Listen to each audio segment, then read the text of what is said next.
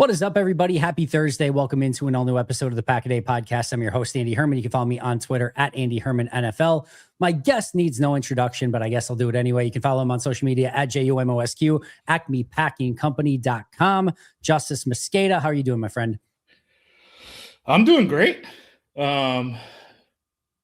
Sucks for my football team what happened last weekend, but I'm doing pretty good. Can't complain too much. Yeah, like we just mentioned, things got really out of hand very fast, and I didn't like 1 second of it. We'll start with the obvious. Let's talk Micah. Micah Parsons, it's done for the year, Justis. I don't know if you heard, and it's not a good thing.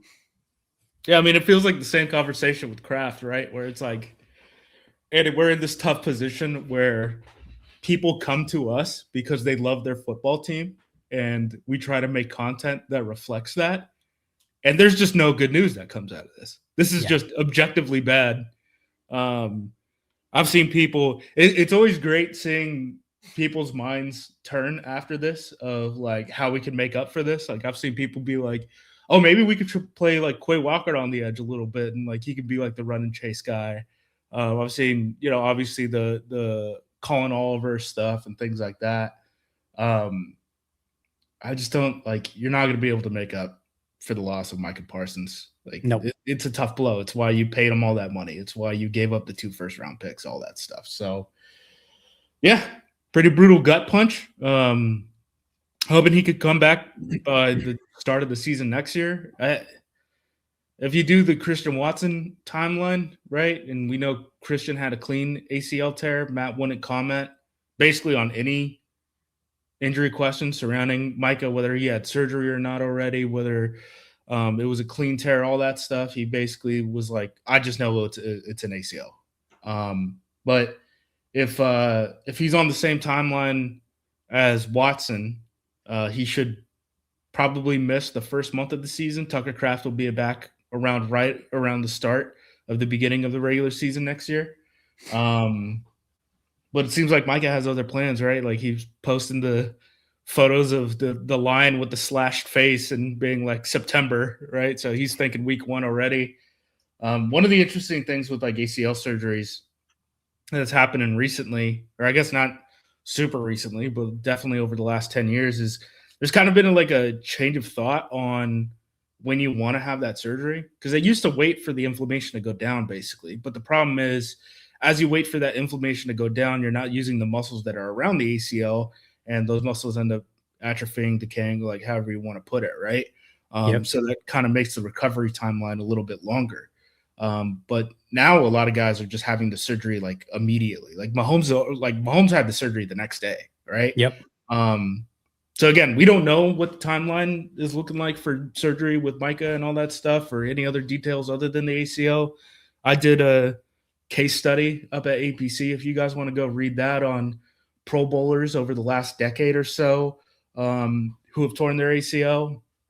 It, for the most part, doesn't like completely derail their careers or anything. Like most of these guys are averaging like 8+ sacks per season for the remainder of their careers. The only big one where you saw like a significant drop off was like Justin Houston. One interesting trend, because like a lot of people point out like the Von Miller stuff and things like that, and like that was great. Von Miller came back very quick. And if Micah could do that and come back week 1, I'd sure go for it, as long as it doesn't. And yeah, thumbs up on this end. Yes. One of the interesting trends though is like these guys often do injure their other ACL. Like that's something that kind of pops up.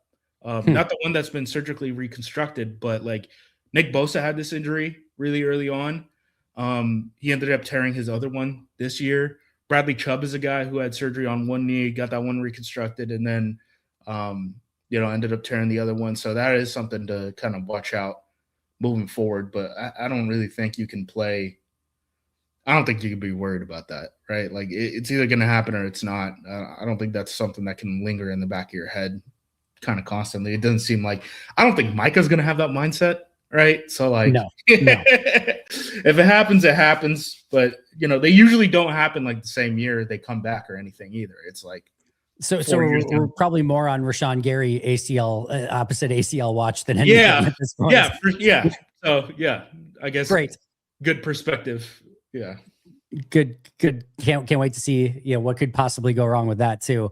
No, I think hopefully that's good. I mean, for anything for me right now, and I know it's different positions, but seeing Christian Watson come back from his ACL injury and arguably look better than he did prior to the injury, that certainly gives me. I get he's not carrying 270 or whatever pounds like Micah is, but even still, that certainly gives me a little bit more of like, all right, when players are coming back from ACLs now, they're coming back looking really good. It used to almost be like, well, that first year you get back, there's kind of that dip and it takes you a while to get reused to things. And then the following year you look back to yourself, and now it just looks like you're back to playing the way you did.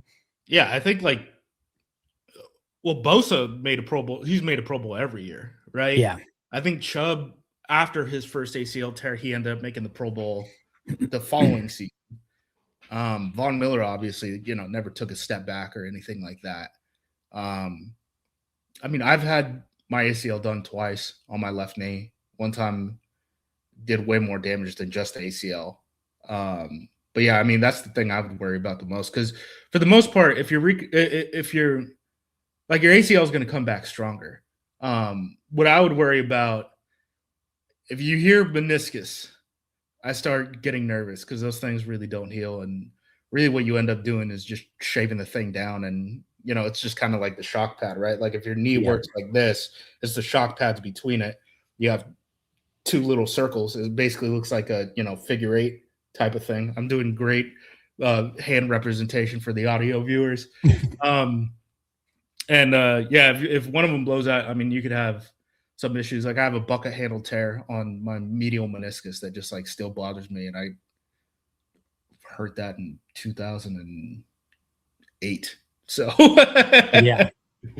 Yeah, meniscus is scary. So hopefully we hear it's a clean ACL tear. It's weird because you hear like you want it to be a clean ACL tear. It almost sounds like worse, but it's better. You want it to just be it. It's just that was it, and you have no other complications. So, but I mean, Christian's was ACL, MCL, and some other stuff too, right? And like he still came back pretty strong. I could be. Yeah, I mean, I had on a happy triad the first time I blew mine out. So that was MCL, LCL, ACL, and my medial meniscus. That was not fun. It's that 4-2-40 you've been running. It's just not natural, Justice. Yeah, right. Yeah, right. Again, this was when I was a smaller boy. I was probably like 175 as a freshman or something like that. So. Okay. Change of direction. It'll get you. Unfortunately, it wasn't just Micah Parsons that got injured in that game. Obviously, there's a laundry list of other injuries. We're recording this on Wednesday, obviously, and we did see the initial practice report. At least we haven't seen the injury report yet, but we did have some players return to practice, including Christian Watson, Dontavian Wicks, and LVN. Jaden Reed missed due to a personal issue. Good. I mean, thankful it's not an injury issue, but he should be fine, I would think. But yeah, some good news with a few players returning, but still a laundry list of injuries. Yeah, on the Reed thing, I mean, this is kind of a tough thing to speculate, but like, didn't his high school coach pass away not too long ago or something like that? So I'm not sure on. Yeah. I mean, it might be a funeral or something like that. So I wouldn't put too much stock into that one. Yeah, I mean, LVN is in such a weird spot right now. So I guess we can kind of tie that into the Parsons talk, but like LVN basically didn't play that much in the first half. And then once Parsons went down, they started ramping him up a lot. The Packers, they had a walkthrough on Tuesday, and they're having what LaFleur called a modified practice on Wednesday. He was estimated to be a non-participant on Tuesday. He'll probably be limited today. That injury report hasn't come out, but I can't imagine they're throwing him full force after estimating him as a non-participant. So things seem to be trending in a positive direction. I do wonder, like, just how many snaps he can take and how much management you have to deal on a week-to-week basis with that foot, and if it's something that's going to get any better during the season, or if it's just like a management thing and you have to solve it in the offseason. LaFleur made it sound like every injury other than the Parsons one, obviously, is more of like a day-to-day sort of like game time decision, all that stuff. I think it's great that Christian's able to, dude, when you go from ambulance to I'm at practice on Wednesday, you won, right? You won. Oh, yeah. you won the probabilities. So at the very minimum, good for him.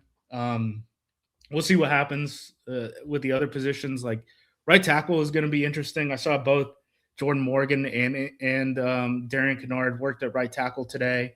They're going to have to make a decision eventually on that situation if Zach Tom can't go. At safety, it was Zane Anderson who came in, not Katana Oladapo. We talk about this mostly in the offseason when people are like, well, Zane Anderson is a special teams guy. No, they like him on defense. They like him on defense, guys. He also plays special teams, and he does a really good job at that. But they like him on defense. He's playing over Katana Oladapo right now. So he'll probably be the replacement starter if Evan can't go. I'm interested in that though, because if you play more heavy formations against Chicago, I could still see Bullard being the primary safety next to X. And then I'm more interested to see in nickel, do they want Zane and at safety and Javon in the slot, or do they want Hobbs in the slot and Javon at safety? I think that's an interesting conversation too. Yeah, because they played around with it again, right? In this game where, Javon Bullard is playing a lot of like the passing down reps and stuff like that in the slot, which is probably the Packers' admission that they don't love Bullard's coverage ability, which again isn't super shocking. Like that's not really how he kind of wins at the NFL level. It'll be interesting to see how all this stuff unfolds. I mean, defensively, I'm expecting a whole lot more disguise stuff. I think the defense is going to look a lot more like what it did in 2024, where it's, you're going to get like inverted cover 2 and stuff like that. The team is trying to like bait throws. You're living in a different world with Micah Parsons. We talked about it all year where the ball is out, the ball is out, the ball is out. That might not be the case in this game. And my big change up going into this one, and I think we talked about it after the Bears game last week, was I'd have Micah play on the left side because Caleb keeps booting to the left and you want to be able to capture him, right? And now you just don't have that guy. And I don't know if LVN on a bum foot or Rashawn Gary, we've seen him in run and chase situations this year. It's not looking great. Nope. Kingsley and Igbare got ran around a couple times. Like they're just not like the athletes that Micah Parsons is. I do think there is at least some merit, in my opinion, to the whole Colin Oliver thing, where people are like, he's like the one guy who kind of gives us like that aspect. That does he give you? Is he a heavyweight in the same tier? No, but he's like the same archetype as Micah Parsons, right? My concern with that, and again, maybe this changes due to the Parsons injury. He's still a limited participation, player in practice, at least estimated as of yesterday. I mean, he is. And they're Cox going to have to go, correct? Yes, I believe he was. Brenton Cox was a full participant. Yeah. So, and it seems to be that Cox is further along. And now, are you going to bring up Oliver if he's not 100% yet, and he's again just playing, practicing for the very first time? I'm more curious about that, but either way, they've got to figure out something. I would, if he's even remotely close, I would probably give him a chance just to see what he can do, because he adds a different speed element to that position. But man, I don't know. I think if I were betting on it today, my bet is that he gets put back on IR on Saturday and does not get activated. I think all three of them probably are going back on IR as it stands right now. I think Cox is the best chance. I think Cox is the best chance. I agree on that one too. Just in part just because like he's the only guy who's like a full go in practice, right? Yep. It's just going to be tough for them to carry that many defensive linemen. And I know they are already doing it with Micah Parsons, but like it's different with Micah Parsons, right? Like you're never going to get rid of a Kingsley. Like Kingsley is going to get you a draft pick, right? A comp pick. Yep. You're not going to move off of LVN. You're not going to move off of Gary. You're not going to move off of Parsons. But like, do you need Brenton Cox, or like, do you use that game day roster spot so you don't have to reshuffle everything and you could just have Savion Williams return kicks, right? Like, this roster situation is getting prickly. They've only carried 4 defensive tackles on game day the last 2 weeks. Does that change up? right? Like that, those are the kind of conversations you got to have with Brent Cox. Cause I think people just say like, oh, he's on the 53. He's going to be in the game. That's good. Like, that's not really how it works. Like the 48 is really what matters here. Well, this week they might only have 48 healthy players, but they might have to make some transactions because they might need additional players elsewhere. I'm assuming those are the two that I'm assuming Jacobs will go, but if he can't pierce Strong's out of activations or elevations and so the 53, put him on the 53, I don't think you have any other running back in the practice squad unless I'm forgetting somebody. So and you're not going to work out guys on a Wednesday. Like if you're going to work out a practice squad guy for elevations, you need to do that on Monday. Yeah. So there could be a lot of roster gymnastics. Like the Wiley concussion too. And they have two guys on the practice squad at tight end. You can elevate one of those guys. But like, again, that a practice squad elevation isn't a freebie. Those guys still have to fit in the 48. Right. So I would like to see, because I think baseball has this. I think there's I know baseball has it for sure. I would like to see them have a concussion IR where it's like a 1 week, or again, you can basically however long they have the concussion, just to give you that extra roster flexibility and not rush guys back who have head injuries. Where if it's like obviously a certified concussion, you can put him on IR and bring him back and not have to use a return from IR sort of situation. But neither here nor there. They don't have it, so they can't use that. But it would be nice if you could use it on a player like Josh Wiley in this type of situation. Just going back to LVN really quick, and to your point from earlier, I'm sure, I don't know if you saw the clapback on Ike Packers from LVN. I don't know if you saw that at all. I saw the backlash toward Ike. I did not see the LVN tweet, and it got deleted by the time that I came around to it. So I actually have no context for what it is. It's all good. Ultimately, it doesn't matter. But in that tweet, he made mention, I looked at it, like you said, it's deleted, but he made mention of that he's still fighting through this injury and he's not 100%. So, that it's yeah, exactly. So it's very clear that this is not 100%, ready to go LVN. And what we're seeing right now is still a fraction of what he is. No, he played like 7 snaps in the first half, dude. Yeah. Dude, of course this guy is battling through injury. He's been dealing with this foot since the Cincinnati game. Yeah. Which complicates if he had to tell you that, folks, deductive reasoning is plummeting in America. That is also a true statement. But yeah, he's not, which again is a huge factor here because Enigbari is going to have to step up huge. Gary's going to have to step up huge. Mm-hmm. I guess LVN's on a snap count. Probably see some Baron Sorrell. Yeah, that's probably your core defensive end group. And then, man, again, it just cascades on top of each other because now not having Devontae Wyatt is so much more important too, because he's your best pass rusher on the interior. You're not getting any sort of legitimate pass rush. The way that you got pass rush on the interior was by lining Micah Parsons up on the interior, putting him over center, standing him up and doing a variety of things like that. And you're so far behind the 8 ball from a pass rush standpoint right now that it's going to take a lot of heavy lifting from Jeff Hafley. Yep.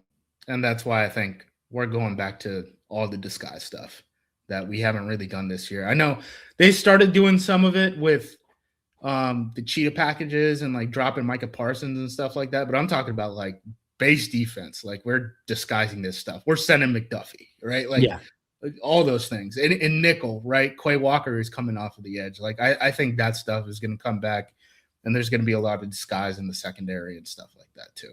I think so too. And I think they're just going to have a little bit more of high variance of, some risk reward stuff. I don't think they can go bend, but don't break. I think it's just going to be a lot of breaking if they do that. I just think they're going to have to change things up quite a bit.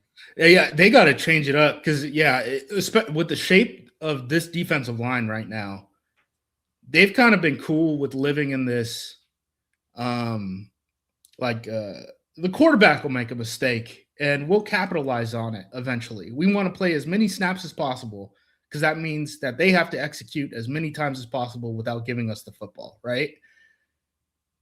And I think you're at the point now where it's like, dude, if they're going to score, you want them to score in the play. Yep. You don't want to score them in 15, because if they score in 15, they might score in 15 4 times in a row because your defensive line is going to be spent.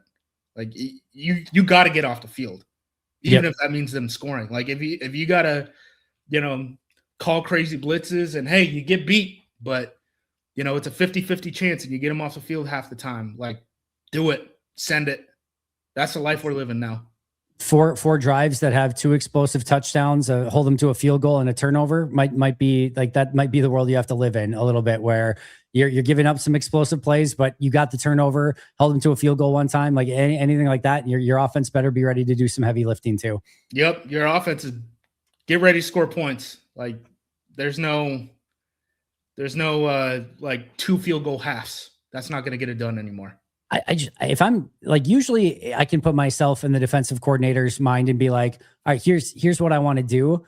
I'm like, everything has a half-life to it. Whether you're keeping your corners and Keyshawn Nixon and Carrington Valentine on an island for longer, if you're not bringing guys, like now you've got to cover longer with those guys. And not only that, but you're used to a defense that only has to go against so many routes because so many tight ends and running backs are staying in to chip and help and double team and triple team. And now if you're only bringing 4, most of the time, I think most teams are going to be like, we can block you with 5. We're not really concerned about anybody that we have to chip or use a tight end. We have 5 guys out in the route. Carl Brooks and Igbara and Rashawn Gary?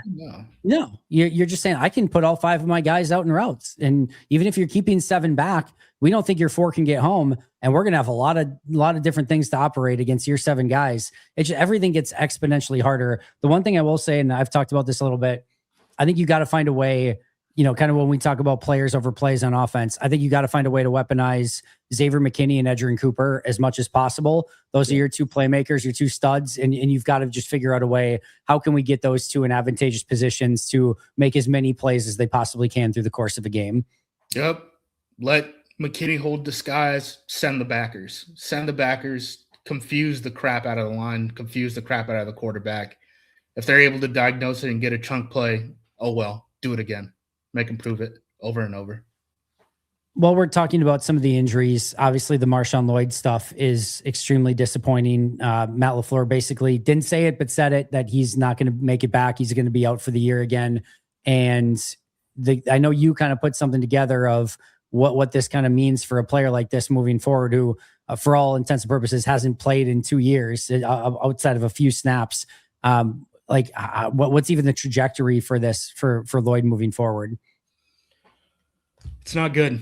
I looked over like the last 25 years of running backs who were unable to get on the field for 10 games. Lloyd has only got on the field for 1 game over their first 2 years of their careers. There's basically 2 cases where you could expect more than like 300 yards out of a guy moving forward. It was Reuben Drones, who separated his shoulder preseason of his rookie season, played a couple of games his second year, and then ended up catching on with like the Denver Broncos after getting waived his 3rd year, which like even then, if you're looking at that as a Lloyd highlight, right? That's he'll catch on with his second team scenario. Yes. And then the other one was Rudy Johnson, who really was just buried. He was just buried on the depth chart. It wasn't an injury thing, anything like that. It was Corey Dillon is taking like 700 carries over 2 years in that era of the NFL, and he was the 3rd running back. So like the backup only got like 70 over 2 seasons. He got like 14 or something like that. So yeah, there's not a lot. I mean, I've seen people just kind of recklessly throwing out stuff where they're like, is this like a muscle connection disorder type of thing? Like it's interesting that like Matt framed it even in his press conference as like investigating. Like, we're investigating what is happening. Because like I think everyone is pretty aware like this isn't normal, right? Yeah, it's either the most unlucky football player in the history of the world, or something's up where you continue to get these. And like they've sent them for studies previously. But yeah, it's just a brutal situation, and just added to the list of things that have not gone well from an injury standpoint for the Packers as of late. Any concerns about Josh Jacobs and his continued knee issues and, not being able to practice, and apparently aggravated it on the Josh Wiley concussion play this past week?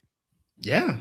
I don't want my running back banged up in December, especially when he's been dealing with stuff for the last month and a half or something like that. Like, it's not good news, but I mean, they need him. I mean, we've seen the last couple of weeks, like he is still a Pro Bowl caliber type of running back, even though people were selling stock left and right after that Giants game. And I think the thing is, I guess maybe there's a chance if they win their next two that they have the NFC North, and like if Detroit loses in week 16 or 17, excuse me, that maybe week 18 doesn't matter all that much, and maybe they can get sort of a pseudo week off. But even then, you're probably fighting for the 2 to 3 seed would be my guess. It just doesn't feel like they're going to get a reprieve from being able to like, oh, we've got this time to sit somebody out to give them rest. If anything, it's more all hands on deck than ever with all the injuries that this team is fighting through. Everyone's on hands on deck across the league. There's no, I mean, the only team that's really taken the bull by the horns, in my opinion, is the Rams. And the Rams got Bryce Young very recently, right? So this is pretty wide open. I don't think anyone wants to take their foot off the gas and put it on the brake right now. I mean, even the Broncos, the Broncos are the 1 seed in the AFC. Like, Bo Nix tried to throw us the ball 5 times in this game. At least we got none of them. Yeah. Bo Nix tried to, I mean, if you want to go to the Broncos analysis, like, I think the story of the game, well, Mike goes down, and then the Broncos clearly smell blood in the water and just get very aggressive on the defensive side. Zach Allen ends up kicking Aaron Banks' butt so many times. A lot of those pressures were just Zach Allen, one of the better interior pressure guys in the league, just beating up on Aaron Banks. And then on the, we were able to score points on this really good defense. Like, I think that's part of something that gets over. Like, we might have been able to drop like 40 on him if we come down with those interceptions. But it's just unfortunate that Bo Nix gave us shots. Like, we thought Bo Nix was going to give us shots. And he was who we thought he was. So his passer rating is like 130 or whatever instead of like the 70 that it should have been because we missed the interception opportunities. The Xavier one's the killer because that dude picks off everything in his vicinity, and he even dropped the one that's right there for him. And then obviously you get the Micah injury right after that. That was brutal. And then I'm with you though, where it was encouraging. You're at 23 points early in the third quarter with the ball, and you're thinking like, man, this looks awesome. They're going against one of the best defenses in their house, keeping them completely off balance. Jordan looks incredible. Everything looks amazing. And then it just, that everything else went to crap right after that. But up until that point, it looked really good. We got breaking news from Matt Schneidman. It sounds like Christian Watson will play Saturday night in Chicago. Wow. Crazy. All right, buddy. Good for him. He's really good for him. He's such a machine in what he's, tries to do and get back and play. Like, that's unbelievable. That's huge news. And again, I think the big thing will be like, how effective can he be? What type of snap count is he at? Like, are you comfortable sending him deep where he's got to lay out for a ball like after that injury? Jordan, maybe no Christian's down there somewhere throws this week. I feel better about him leaping for a ball than I do about him like diving for a ball. As long as he doesn't have to dive, I feel like that might be okay. But can he block on the outside as effectively? Those are going to be big questions. But either way, you love to have him out there. Yeah, for sure. I wonder if we've heard anything from Adunze yet, if he practiced today. Yeah, because it seemed like they rushed him back and then he hurt his foot pregame last week. Like he re-aggravated his foot pregame. That seems to be what the story is from what I've caught on. Doesn't seem like there's an injury update yet on Adunze, so we'll have to kind of wait and see on that one. Because I think both him and him and Burton are both estimated non-participants from Wednesday, and the way it kind of worked, the Bears are on the same schedule as us, right? So they had a walkthrough on Wednesday on Tuesday instead of having a real practice. Yeah. No, for sure. And I think those injuries for Chicago are going to be really, really important, especially as Chicago is going to want to run the football. You might feel a little bit more comfortable dropping that extra player in the box and playing the run if you don't have to deal with Adunze and Burden on the outside as well. So massively important for Chicago. As long as Zacchaeus doesn't make the catch of his life again. Yeah, which probably will. DJ Moore looked better last week against Cleveland too than he had in a hot second. So that's worth noting also. You mentioned Aaron Banks. Once Green Bay got into a situation where they had to pass in that Broncos game, their offensive line was a just complete nightmare fest. And Denver's one of the best in the league at getting after the quarterback. That clearly plays a part in it as well. But man, that was disconcerting to see the offensive line, who even when we've been kind of generous to the offensive line, we've mostly said, hey, like in pass pro, they've been pretty good. But in run blocking, it's been more of their issue. And in this game, when push came to shove, and I know Zach Tom was out by that point, but man, it was just turnstile after turnstile, and Denver got wherever they wanted to on defense. Yeah, Bonito, really good football player. That's probably the reason why, Rasheed Walker got all those false starts, right? I mean, I'd want to go on the G of go too when I have him rushing across with me. I mean, true blue speed rusher, all that stuff. Zach Allen, one of the best in the league. You could chalk it up to the caliber of your opponent, but I mean, we're hoping to make the playoffs, right? Like, we're going to make the playoffs. If we win one more game, we're probably going to make the postseason. Yeah. You're going to see it again. And again, like Packers probably going to have to win games in shootouts this year for moving forward. So you're going to be in a lot of passing situations. Please keep Jordan up. It'd be nice. And Jordan's been just unbelievable when he's been, not under pressure. So just maybe really Even do a better job. Pressure. Like, I saw the Ben Baldwin chart. He's number one in the EPA, Everything. PFF, all this stuff. Like, yeah, Jordan is playing like an MVP. He doesn't have the stats. Like, we don't chuck it around enough for him to really rack up the stats and stuff like that. And he might now. Maybe. Is this the real Toyota-thon? The real Toyota-thon is the Packers completely break down toward the end of the season, and we just have to throw the ball more. Maybe. Could be. It does feel, I was talking about this a couple times today, but it does feel like Matt finds a way to come up with his most creative stuff when his hands are tied behind his back. So, I mean, granted, the biggest things are on defense right now, but, especially with Christian still playing, but you've got Tucker Kraft out. Zach Tom probably is not going to play. Jacobs is banged up. Watson's banged up. We'll see what Matt's got in store for Chicago this week. Yeah, it'll be interesting. I mean, they got to have a better pass rush plan for Caleb on the other side, though. Yes. I mean, that's the thing that is so frustrating. It's because they've done so good. Hafley's done so good with scrambling quarterbacks, having a really good plan of like knowing exactly where Jane Daniels is going to escape in the pocket, stuff like that. Keeping, you could say whatever you want about the pass rush and stuff, but like Jalen Hurts hasn't really killed him as a runner in all of their matchups with the Eagles.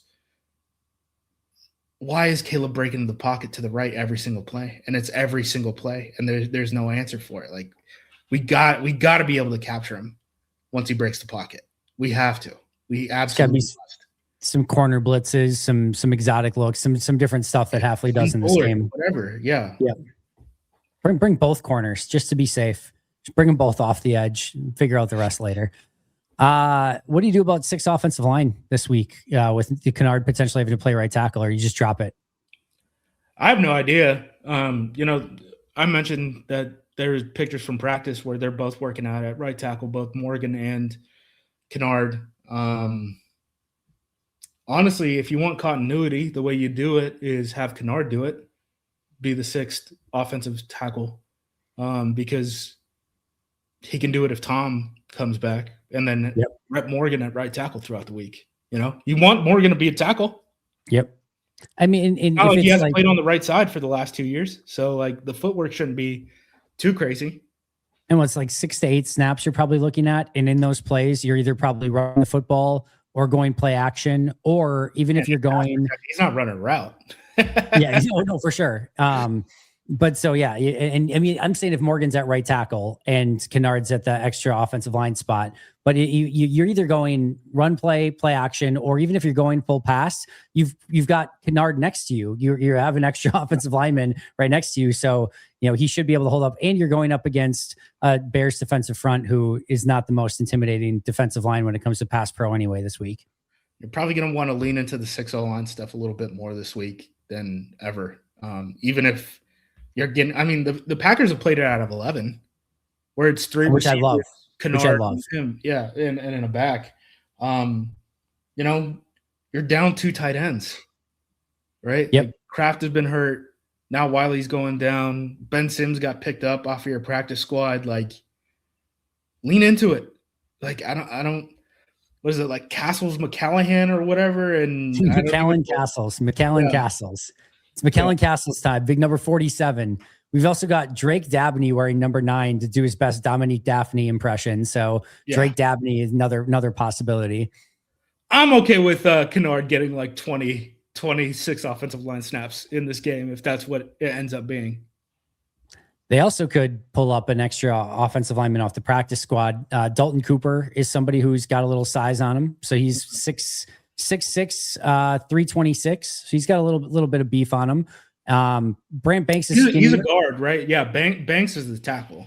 Yes, but I don't really. I mean, I think Cooper's like a guard tackle. I think he's got some versatility. Okay. But Banks is 6'7", 306. So they could bring up somebody like that to try to add as that 6th offensive lineman too. But again, they might be hard pressed with who they can call up this week and how many bodies they actually need in different spots.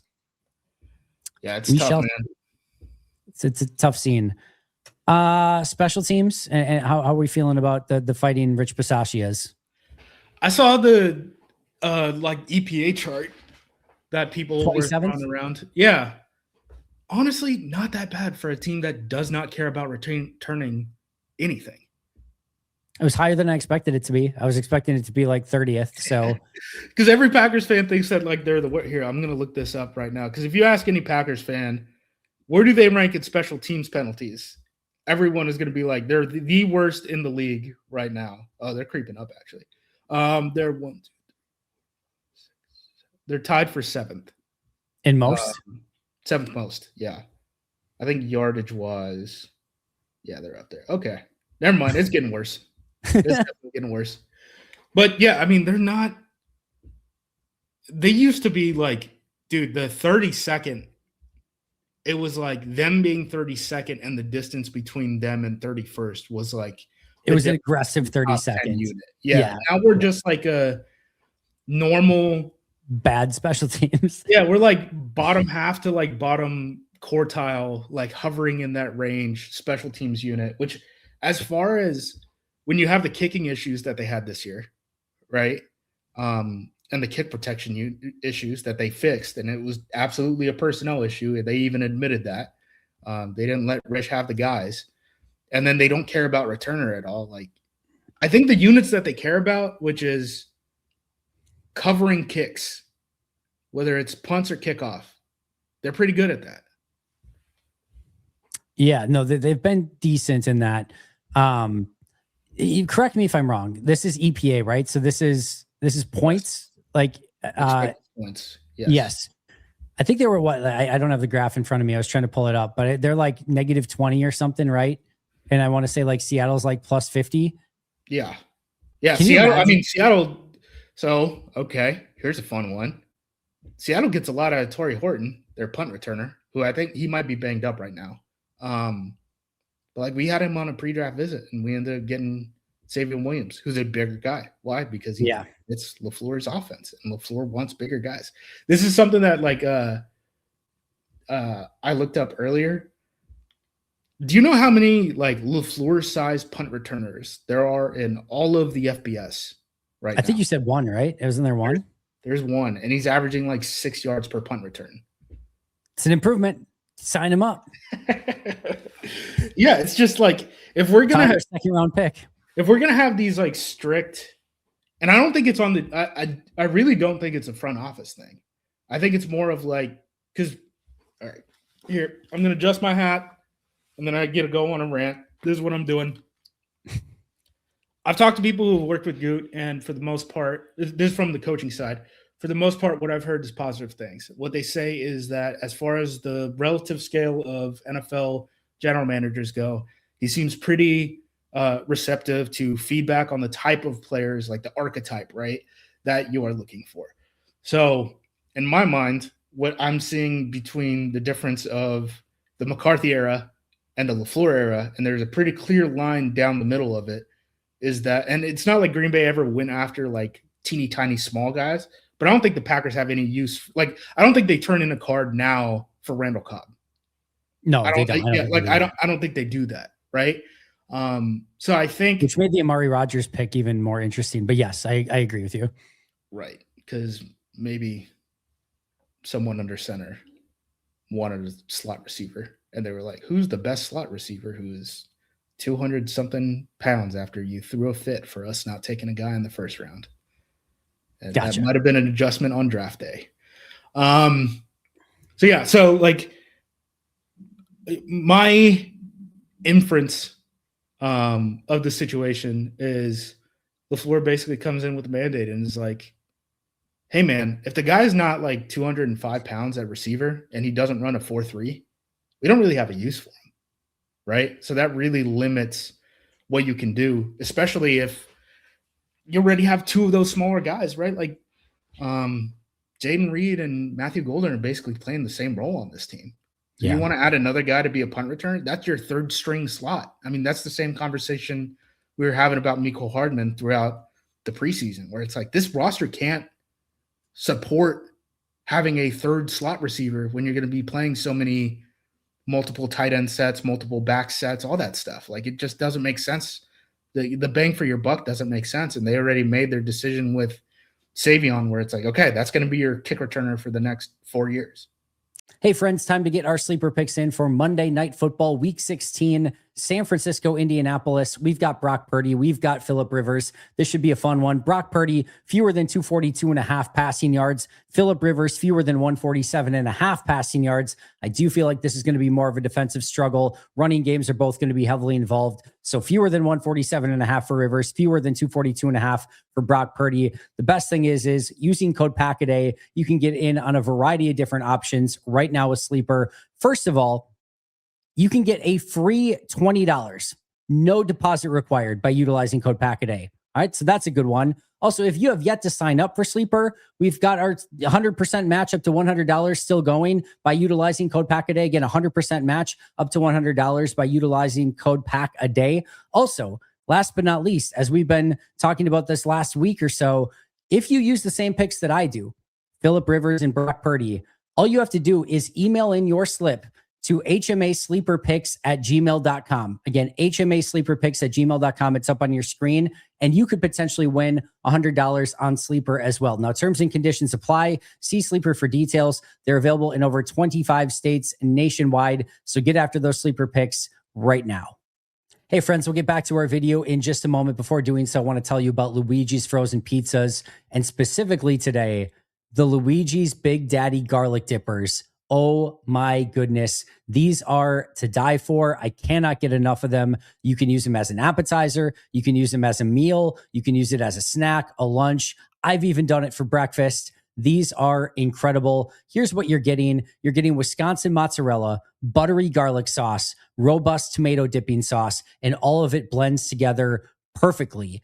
And they are mouthwatering. They are delicious. And I cannot recommend them enough. You can find them in the freezer section of your local grocer. And if you're wondering where that is, go to luigispizza.com, find their store locator, and find the location closest to you where you can get Luigi's Pizzas and their delicious Big Daddy garlic dippers. Don't miss out on these. They're delicious, they're fantastic, and they're perfect for Victory Mondays, or in this case, this week, a Victory Sunday. Get after it. luigispizza.com and on social media at Luigi's Pizza. It's so stupid that Jaden Reed and Matthew Golden aren't good punt returners. You look at them and everything about them would scream that they would make very good punt returners. And it just has not worked out that way at all, which is, again, a very, very dumb thing. And the fact that you've got a all-pro kick returner that either they don't want him doing it or he doesn't want to do it or whatever. The whole thing is just beyond absurd. They do not care about the return game. Like they get the penalties and they're like, don't care. All right, offense is on the field. They do not care about the return game. If they did, they would have more guys on teams who would be dedicated teams players instead of developmental guys. And this year, Stackhouse wouldn't be on this team right now, right? True. Aaron Mosby would have made the 53. Christian Welch would have made the 53 on when the roster was made and stuff. They would have had all those guys play together throughout the year, and that's kind of how other NFL teams do it. Like other NFL teams have like receivers that are dedicated like special teams non-returners. Like their job is like just blocking on kick return and helping on punt return and stuff. We don't do that here. We don't. Yeah. 27th, good enough to get Rich that next extension, that next I think the extensions it's not really about performance. It's like, how much do I want to deal with this? Like, I'm attaching my name to this bad product that like you guys are shoveling crap and expecting me to make diamonds. And is it worth it? I mean, I think as long as the team is competitive, he thinks it's worth it. His Q rating around the NFL is not going down from the conversations that I've had with other people. Like, whose isn't? Rich. Like, okay. like no one thinks less of Rich because of what the team is putting on the field right now. But it does suck for a guy who's had all the success throughout his career to come here and be like, oh, wow, they're really stingy with these roster spots, considering that we're going to be playing 20 to 30 special team snaps per game. That's kind of nuts. Like the special teams is on the field. Like, and that's another thing too, where, you know, people are like, it's a third of the game. And then people are like, well, it's clearly not a third of the game. Well, it's not a third of the game, but it's like, what, there's going to be like 150 total snaps, offense, defense, special teams throughout the game. You're going to play 30 special team snaps. It's a fifth of the game. Yep. Right. Like, and that's not reflected on the Packers roster at all. Point to me a fifth of the guy, what, 10 to 11 true blue special teams only guys on this team. It's not happening. It's not happening here, guys. No chance. Absolutely zero chance. Let's talk a little bit about Packers Bears. We talked a little bit about it already, but what are your kind of keys to this one? What are you watching? We talked about obviously keeping, you know, Caleb inside the pocket, but anything else? That's the biggest one to me. And then just seeing how the team responds, right? Just what it looks like. I'm expecting a lot of this, guys, like I pointed out earlier. Maybe they don't. I would advise them not to just sit back and play stock coverages. I'm hoping that they can pick off a couple balls. I'm hoping that they could bottle up Caleb Williams when he breaks off to the right sideline. I'm hoping that they can continue to push around that Bears defensive line that I don't think is very good. Like, that can kind of help them in this matchup specifically. Like, I think their minimum bottom quarter in terms of like defensive line talent in the NFL. So if you want to get the run game established, buddy, this would be a great time to do it. Hopefully they can build up a quick lead and then just kind of like tee off on Caleb. That'd be nice. That would be very, very nice. And yeah, I'm interested to see how they respond, what their game plan is on offense and on defense, and just if they're kind of rallying around the entire situation right now, just kind of coming together as a team and saying, hey, we're not dead yet. Are you surprised it's a 1.5 point favorites for the Packers in this game? Yes. I am. I mean, there's just so many I think the biggest one that's underrated is like the Evan Williams one. Yep. Like, so huge. He is playing Pro Bowl caliber football for the Packers right now. And I think Zane is better at defense than a lot of Packers fans give him credit for. He's a good player. But that stuff can change really quickly. Like, there is a big difference, which is why in 3 years or whatever, Evan's going to make a boatload of money. Yes. I would argue he's not going to get the recognition at all, but I would argue it's close to an all-pro level for Evan Williams. He's playing phenomenal football, but I'll settle for Pro Bowl for the time being. I'm also surprised 1.5 point favorites for it was like 2.5, right? And then it moved down to 1.5. Either way, I'm surprised it's even there. And again, it's just more due to not even like the Micah out for the year injuries, all the other ones that are just so up in the air. That's surprising. Just everything on top of it, like just the pass rusher stuff alone. Like you pointed it out, it's like like if you would have asked me 3 most important players in terms of getting after the quarterback this year, after watching like the first half of the season, right? It would have been, Micah Parsons can do it from anywhere. LVN from the inside, Devontae Wyatt from the inside. LVN's playing with a bum foot, and the other two are. One of them's on IR, the other one's about to go on IR. Like, that's tough. It's a lot of hits. It's a lot of hits to the pass rush, man. And those guys don't grow on trees. I know people pointed out the Matthew Judon stuff, and both you and I were like, Nope, No, he's no, been no. washed for 2 years. Like, I Yes. understand he has history with Covington. No, he has been washed for 2 years. Covington was on that team, by the way, that was totally comfortable with trading him away, right? Keep that in mind too. Yes. The Yeah. connections aren't always necessarily positive connections. Like, those guys are the first to know they see the canary in the coal mine coming. If I had a choice between Aaron Mosby rushing the passer, or Judon rushing the passer, I think I'm just taking Aaron Mosby at this point. I'll stick. As far as roster spot goes, at least Mosby's going to play special teams for you. I don't think Judon's going to do that at his big old age. Nope. No chance. No chance. A couple quick ones before we get out. What's your Packers pathway moving forward? Do you have any hope left? Or are you? I know I saw you tweet immediately. You're on to 2027 or 2026. Excuse me. Where are you at right now? I mean, I have no real expectations for this year moving forward. But like, there's still games to be played. Like, this team is probably going to be in the playoffs unless there's they would genuinely have to like lose. There's a scenario where the Packers lose out and they still make the playoffs. Yes. Right? like this team is going to be playing in postseason games. So I don't like, as far as like actually waving the white flag on the whole season and just like tuning it, like, no, like, we're going to learn some things about this team moving forward. But as far as having expectations, no. Now, at the same time, is anyone else around the NFL playing good football? No. We just talk about this Broncos team like they're the Monstars. We were within a score of them, and we lost Micah Parsons at the end of the game too. And that's the number one team in the AFC. Again, the only good team I think that is playing consistently is the Los Angeles Rams, and that team just lost to Bryce Young, right? So, it's truly like an any given Sunday type of situation in the NFL, to an extent that I can't really recall in previous years. I'm with you. But I'm going to have to take it a game at a time, folks. If we build up to the 2010 run, I'm definitely going to have to take it one game at a time.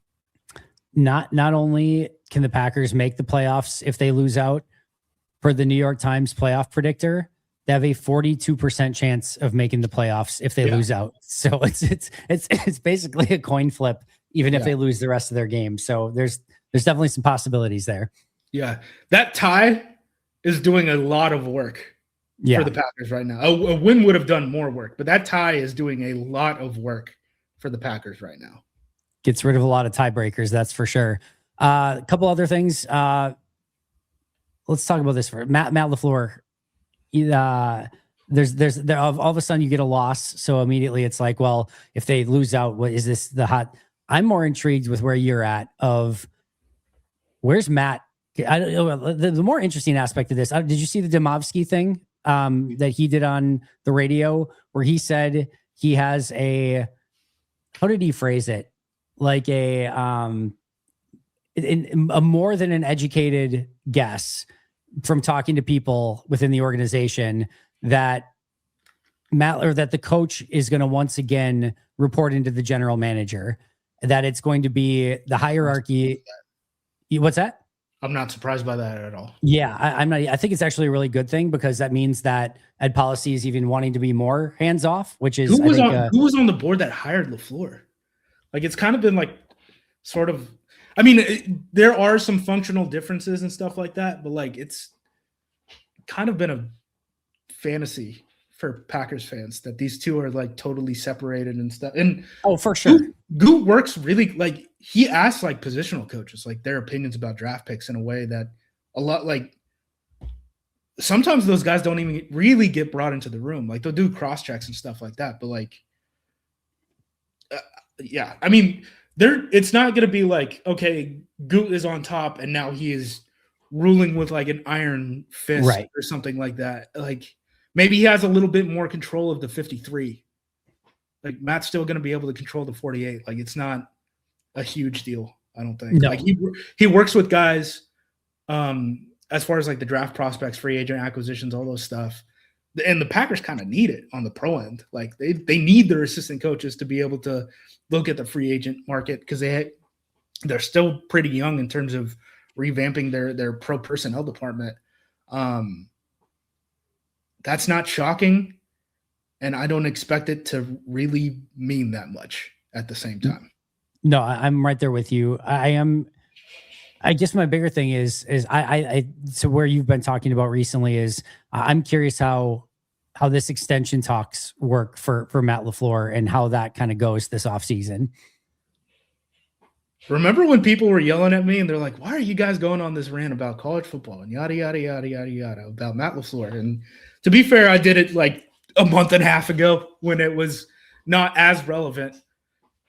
Michigan's open. And Steno a name on that list too, by the way, apparently, or at least he's been. And another, can I report this? I think I can, without getting in trouble. Anthony Campanelli got reached out to too, and he was like, "Nah, I'm good. I'm staying in the NFL." He's doing a really good job, by the way. That's an under the radar Packers thing that nobody's talking about. He's doing a phenomenal job in Jacksonville. He's gonna get head coaching interviews this year. I mean, we'll see what happens because, I mean, so side rant, but like so much in the NFL depends. Like if you get knocked out in the first round, you're actually a better head coaching candidate because you can go sign right away. The processes so quickly. But Michigan's open. Do I think Matt leaves for college? No, I don't think Matt leaves for college. What I do think is that Trace Armstrong is going to get a number because Trace Armstrong and his team at Athletes First got about $300 million worth of extensions done with the Penn State job opened without having any of their people take the Penn State job. Yeah, Andy, this is how this goes in the coaching world. Like when Mike McCarthy wanted an extension in Green Bay, he threatened to leave for Texas, and his people told the media, "Hey, there's connections here at Texas," when they swung and missed on the Nick Saban hire way back when. This is how this works. I mean, it's players too. And when Favre wanted the extension, I could go to New Orleans. Like all this, it happens all over and everywhere. Yeah. This is I know the status of American workers right now. You guys aren't getting raises just because you guys are doing better jobs than you did the year before. The way you guys get raises is you either switch jobs or you get a number from another job, and then you go back to your boss and you say, "Hey, can you match this?" And that's exactly what's going to happen in this situation. Now, the money I don't think matters nearly as much as the years. And I think that's probably what's going to drive Packers fans crazy is they're like, "We'll pay him the money and give him a 1-year extent." No, he's not. Never going to happen. That's never not happening. He's going to sign for 3 years on top of the one that he has coming minimum. That's what it's going to have to be. Can I get a number from Michigan? Maybe. People immediately are going to flood your comment section, say the Michigan job is not going to be open. Michigan's entire athletic department is under investigation right now. They might not have an athletic director to hire the head coach by the time that the Green Bay Packers are done with their season. The Michigan job very well might be open. The other thing I will point to, Marcus Freeman at Notre Dame is getting a lot of steam in the NFL. They're not playing a bowl game, all that stuff. I don't know how much that matters. He is getting steam in the NFL. It would take a lot of money for him to jump into the NFL ranks. We'll see if he actually wants to do it. Is he like tried and blue, like Notre Dame guy? Like he converted to Catholicism to take the job, right? Like maybe we'll see. We'll see what happens. Do you have to be Catholic to be the head coach of Notre Dame? What was that? Do you have to be Catholic in order to be the head coach of Notre Dame? I think it's like, I don't know, strongly implied. Gotcha. I don't know if it's mandatory. I never looked into it. I was just curious. Yeah, doesn't matter to me one way or the other. I haven't either. But and Matt's French, right? But that probably coincides with that. And from the Midwest. You have to do it. That was Matt's last job at the college level was Notre Dame. I mean, it was under Brian Kelly, and it was only quickly, but Trace Armstrong's going to be able to get a number. Also, Trace Armstrong works with Athletes First. Athletes First is one of the 3 biggest agencies running the NFL. It's CAA, which is not just a NFL agency. CAA is like who presidents sign to after they're in office, right? There's Athletes First and then there's WME. Those are the biggest ones. Like Athletes First, for example, Jordan Love, Aaron Rodgers, Clay Matthews, Xavier McKinney, Mike McCarthy was an Athletes First rep. There's a lot of history between the Packers and Athletes First. I don't know if you've ever heard of any of those guys. But, like, they're not bums. Like, Policy kind of picked a fight, and he went up to the biggest guy in the bar and punched him in the face. And I think Matt's probably done enough to warrant an extension, even if it doesn't produce a Super Bowl champion. And now it's probably time for Policy to get punched in the face back, right? Like, it's just kind of what it is. And like, I don't know. Matt did show improvement this year. I was very worried after the Eagles-Panthers stretch where it was just like, dude, this is sputtering. Like, you don't know how to beat too high if you don't have a run game because you're not throwing outside breaking routes. And you're not really going to get a lot of offensive line help in the next 2 seasons. If he would have handled that differently, I think we're having a different conversation because the record is different, right? But as it stands right now, who knows what the next month has in store, month and a half has in store for the Green Bay Packers. But I think it's definitely trending toward, he's probably going to get his money. He's probably going to get his job security, which that's the most important thing of all of it is going to be the job security. It's going to be the years, not the money. Also, all coaching salaries are guaranteed, right, at the NFL level. That's just the way it works. So there isn't any sort of like weird loophole fantasy that fans have where it's like, we'll give him the money, but don't make it guaranteed so he can move away quick. No, he wants security. That's the thing that they're going to be going after is the security. Me entrenched in my job, no matter what the results of 26 are, which is not what fans want to hear. But that's why these guys do their jobs, and it's why they pay their agents 10% of their salary or whatever. If I had to bet right now, I bet Goody and Matt get pretty solid extensions this offseason. I don't think Goot was ever really on the hot seat, but I don't just think think that I think that if you had to do it for one, you had to do it for both. Right. Here's my whole guess on this entire thing. I don't know this for a fact. This has been my hypothesis from day one. If I had to guess, I think the Packers, and maybe there's precedence for this that I don't know about in the past that's happened. I could be totally wrong. I think when Policy was asked if they're going to give extensions to LaFleur and Goody, and he said something to the effect of they have 2 years left on their deal and we'll look at it in the next offseason or whatever. I think they handle it similar to player contracts of until you get to that 1 year left, they basically just don't look at the contracts too much and they let it get to that point and then they extend it at that point. I don't think it was ever meant to put Goody or Matt on the hot seat per se. And I think it just got run with that way. I could be wrong, but that's just my feel on it. I guess, but then you had the ancillary sourcing from credentialed media that was like, well, Policy knows what tough decisions are because his dad made tough decisions when he ran the 49ers and all that stuff. And I guess there was some, self-inflicted on at least the part of Goot where he was like, it's time to start competing for championships and stuff, right? And it all just kind of crescendos.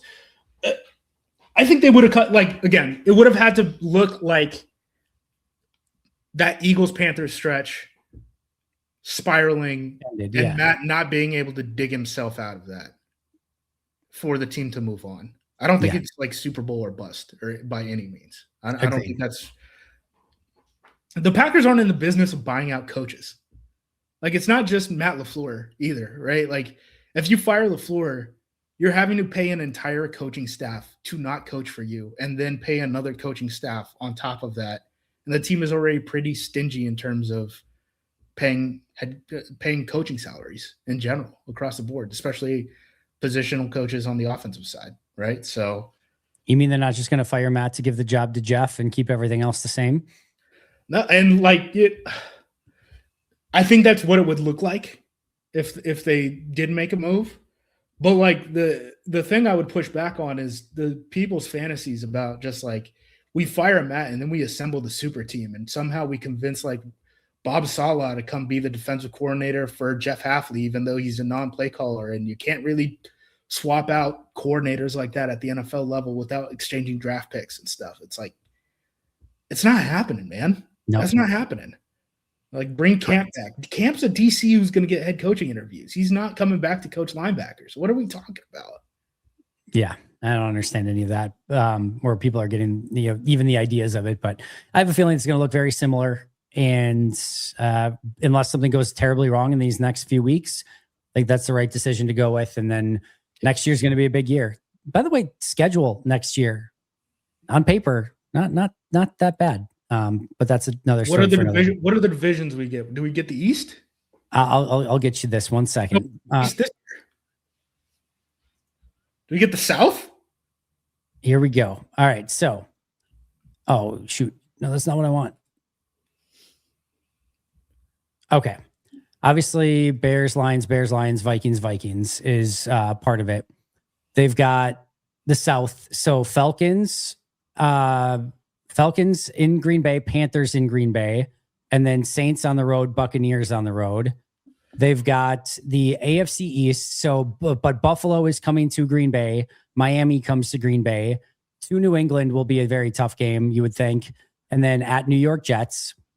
And then the TBD ones will be depending on seeding, right? NFC East at home. So if Green Bay were to finish in first, that would probably be Philly at home, which that's a tough game. Or if they finish second, Dallas at home.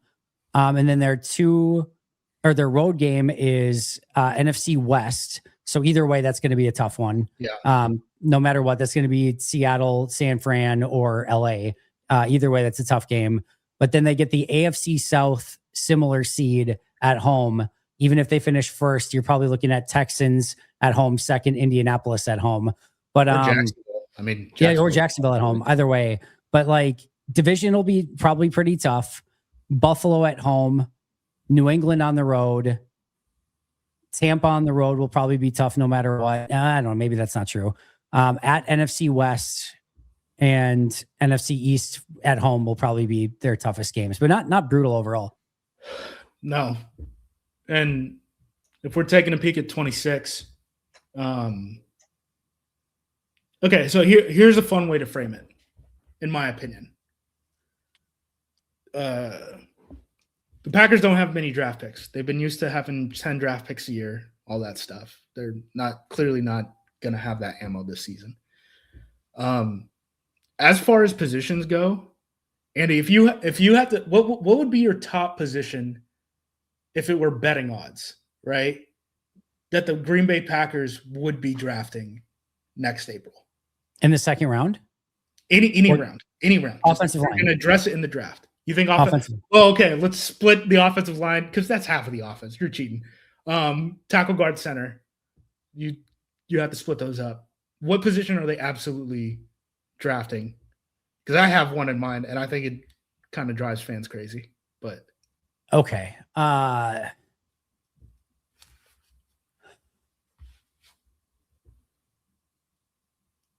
have like a hierarchy of like positions I think they will take for sure. But I guess my next would probably be corner, and I have a feeling that that's not yours.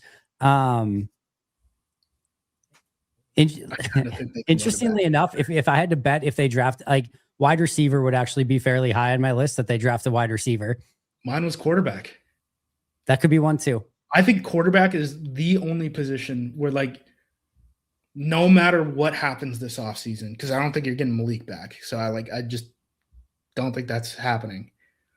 That's the only position that a team like physically has to address in the draft. Everything else, I could see them talking themselves into their own guys or bringing a guy back or something like that. They could all those guys are under contract. They obviously could address it via free agency as well, though. We'll see. I'm not talking like a premium. I'm just talking like, can you get? I don't even know a name. If Quay walks, that then kind of opens up the door for offsetting comp picks in a way that they would probably be able to go after a quarterback. And then at that point, if you're going to go after a veteran quarterback, you should just pay Malik, honestly. I agree with that. I actually think there's maybe a slightly better chance that Malik is back, but maybe I'm, I don't know. It's to me more of a coin flip on that. I would say probably like 60% he's gone. The other variable there is how they feel about Clayton Thune. If they feel like he showed anything, my guess is probably. Maybe, but I kind of doubt it. Not a big Clayton Thune guy, Justice. No, not when we don't own our own first round pick. That backup position gets more important when you do not own your own first round pick. Yeah. If all of a sudden Jordan goes out and you have Clayton Thune for a year, you're going to be a bottom 5 team and you don't have your first round pick. So you don't want to be in the field. No. That's pick 37 though. That's a help. You get it's almost a first round pick that you get in the second round. And it kills me with everyone being like, we're going to add 2 defensive tackles, 2 corners, a starting center, another running back because Marshawn Lloyd can't get on the field, a quarterback, and then maybe a starting linebacker if Quay Walker leaves. These are our draft picks as it stands this very second, if I can pull up this damn chart on Tankathon. Got it. Well, you do that. If I had to put like what I think they draft this year, I would say 2 offensive linemen, a wide receiver, a corner, a defensive tackle. And then I think you probably get either a quarterback or a running back with your other pick because you only have 6, right? 7. Okay, so quarterback and running back. So 1 quarterback, 1 running back, 2 offensive linemen, a receiver, a defensive tackle, and a corner. That's my 7. For those following at home, we get the extra compensatory draft pick because Eric Wilson is playing so many snaps for the Minnesota Vikings. It's going to be like money. It's going to be one of the last picks in the entire draft. It's going to be like 3rd to last or something like that. We have the Mr. Irrelevant. I want the Mr. Irrelevant pick. That's why I look it up and I keep track of it every year because I know if we could get Mr. Irrelevant, at least I can make content out of it. We have the 55th pick, 87th pick. That's it in the top 120. 123. That's it in the top 160. 162. That's it in the top 200. Like we're going to have, depending on what you consider a real pick, we're going to have 2 to 4 real picks in this draft. And then the rest are in the 200s. The good news is that Goody usually does better work with those picks than he does in the first round anyway. So we've got that going for us. When the Micah trade happened, I know, I get it. All right, Except Justice. Which unfortunately is our second pick, the 3rd round pick. True story. Justice, I got nothing else for you. This is epic as always. Thank you so much for your time. Anything you want to plug on the way out? Come hang out at APC. I think we're going to be having fun with the game day thread during the college football playoff games. Sco Ducks probably won't be paying too much attention to that one because, first of all, it's Oregon, James Madison. I think the line is at like 21.5, and it's going head-to-head with the Bears and Packers game. But otherwise, it's going to be fun watching some of those college games. I was unaware that college bowl games had already started.